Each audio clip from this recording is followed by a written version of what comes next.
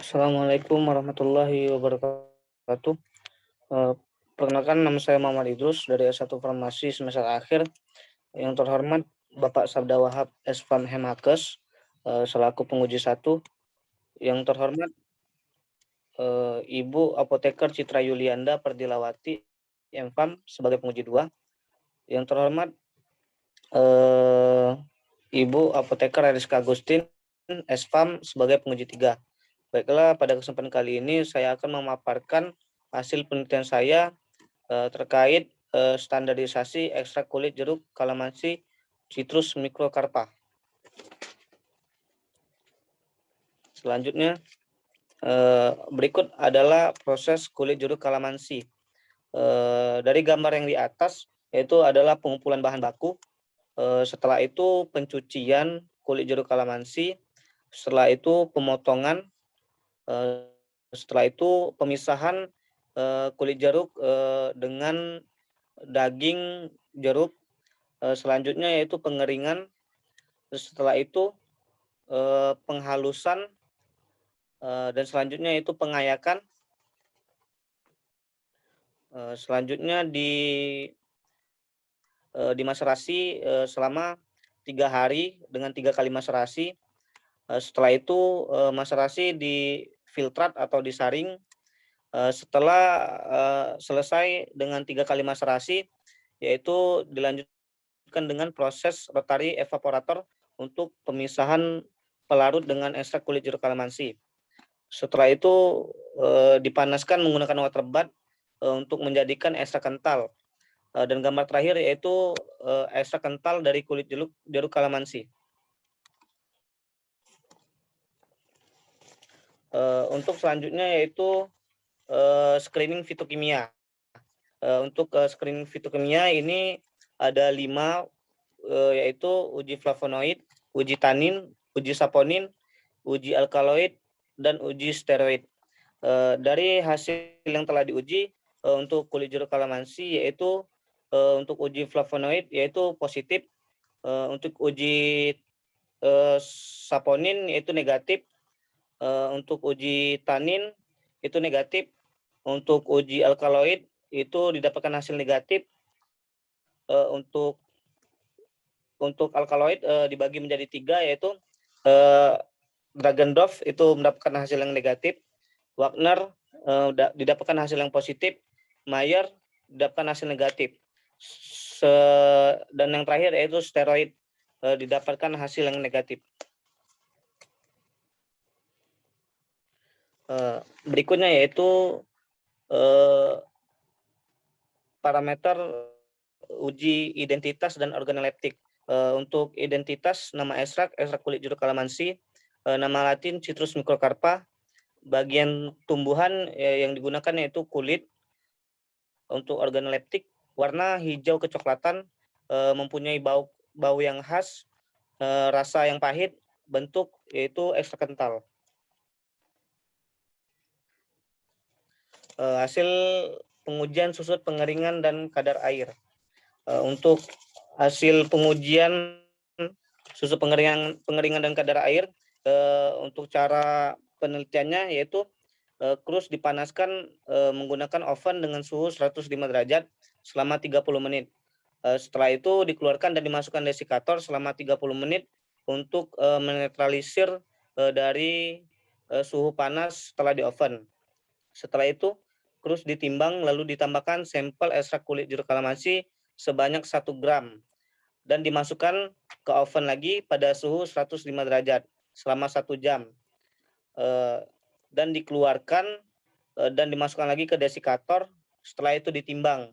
Untuk susut pengeringan itu dimasukkan selama 1 jam di dalam oven. Untuk kadar air itu dimasukkan selama 5 jam dalam oven. Selanjutnya yaitu hasil pengujian kadar senyawa larut dalam air dan etanol. Untuk metode penelitiannya yaitu untuk senyawa larut dalam air dan etanol.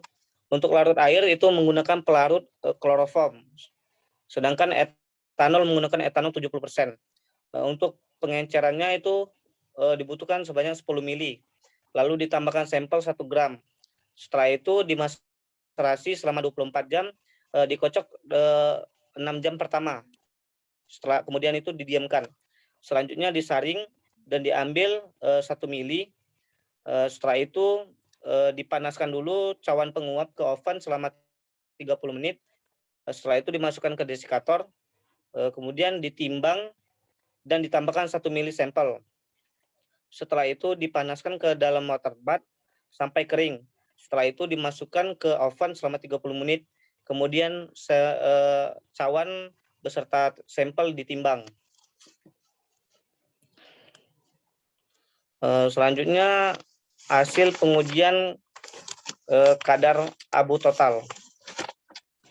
Untuk pengujian kadar abu total ini, cara penelitiannya yaitu krus porselin dipanaskan selama 30 menit di oven, kemudian dimasukkan desikator.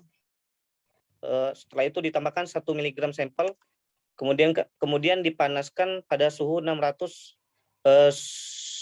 derajat Celcius selama 3 jam menggunakan tanur. Setelah itu dikeluarkan dimasukkan ke desikator. Setelah itu ditimbang. Untuk masing-masing pengujian yaitu menggunakan 3 kali replikasi.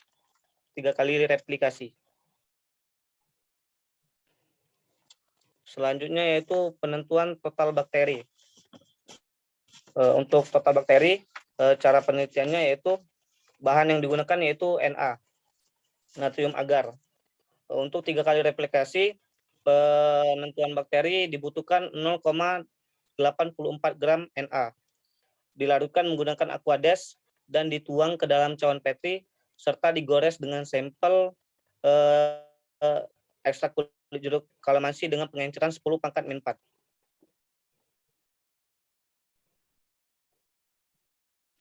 Selanjutnya yaitu hasil pengujian total kapang. Untuk pengujian total kapang yaitu sama dengan metode yang bakteri. Yang membedakan yaitu hanya bahan yang digunakan untuk total kapang yaitu PDA. PDA untuk 3 kali replikasi yaitu digunakan 1,7 gram. Dan dilarutkan menggunakan Aquades, serta setelah itu dituang ke dalam cawan Petri serta digores dengan sampel pengenceran 10⁻⁴.